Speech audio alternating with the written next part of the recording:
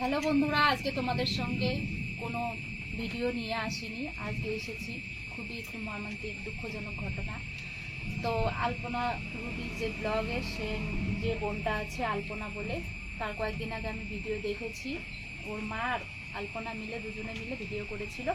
ও খুব অসুস্থ ছিল, বলেছিল হিমোগ্লোবিন একদম 6-এ নেমে গিয়েছিল। আর সঙ্গে ছিল ওর হচ্ছে কিডনিতে স্টোন, কিডনি জায়গাটা ফুলে গিয়েছিল।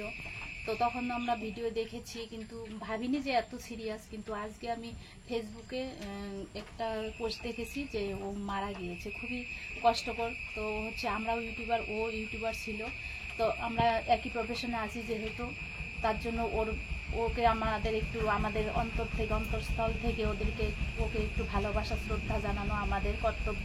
তার জন্য ভিডিও নিয়ে এলাম। তো আলপনা 3 সপ্তাহ আগে ওর ভিডিও দেখেছি। ও নার্সিংহোম থেকে ফিরে আসার পর ওর হাজব্যান্ডের সঙ্গে ভিডিও করেছে। ও বলেছে আমি খুব ভালো আছি। তো গাইজ আমরা মানতেই পারছি না, আমরা খুবই শোকাহত, খুবই মর্মাহত এই বিষয়টা। আমরা কিছুতেই মানার না। আর ওরা এত সুন্দর ভিডিও বানাতো, মা মেয়ে। আমি তো ভাবতাম যে ছেলের বৌমা মনে হয়, কিন্তু না, ভিডিওগুলো দেখতে দেখতে ঘাটতে ঘাটতে বুঝতে পেলাম যে ওরা হচ্ছে মা আর মেয়ে, শাশুড়ি বউয়ের অভিনয় করতো। খুবই ভালো একটা জায়গা স্থান করে নিয়েছিল আমাদের মনের মাঝে। সত্যি কথা, আজকে ভোলার নয় সেটা। আমি তো মানতেই পারছি না, এইটুকু একটা মেয়ে কি করে পারলো ভগবান কেড়ে নিতে, সত্যি কথা। তো সবাই আমরা একটু ওর জন্য। তো আলপনা এত একজন ভালো ইউটিউবার হয়ে উঠেছিল আমাদের মনের, প্রত্যেকের মনে। অনেকেই চেনো আলপনাকে, এত ভালোবাসা দিয়েছে আমাদের, এত ভালো লাগার ভিডিও করেছিল, আমাদের মনে জায়গা করে নিয়েছে। আমরা খুবই ভালো ছিলাম। যাই হোক, মেয়েটা ভালো জায়গায় পৌঁছে গিয়েছিল, কিন্তু ভগবান ওর কপাল থেকে সুখটা কেড়ে নিয়ে নিল। ও আর সুখের মুখ দেখতে পেল না। কি করা যাবে আর, ভগবান আমাদের কপালেও মানে এর প্রত্যেকের জীবনে কি আছে কখন কেউ আমরা বলতে পারবো না গাইস।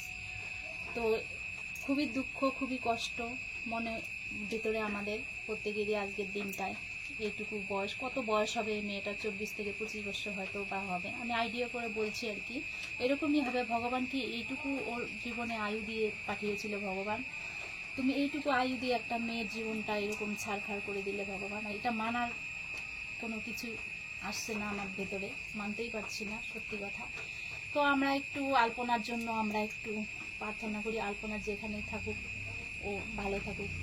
ও আর কি, ওর আত্মা শান্তি কামনা করছি আমরা। ঠিক আছে, আর কিছু বলতে পারছি না গাইজ। আজকে ভিডিওটা এই পর্যন্তই রাখছি।